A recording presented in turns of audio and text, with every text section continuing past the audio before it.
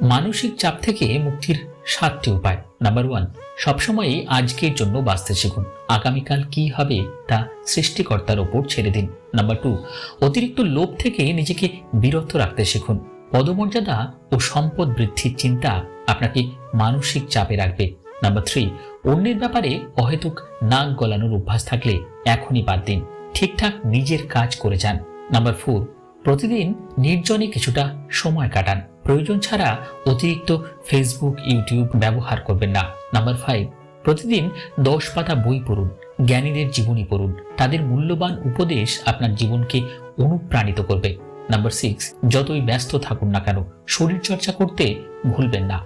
পুষ্টিকর খাবার, নিয়মিত ঘুম, বিশ্রাম গ্রহণ করা জরুরি।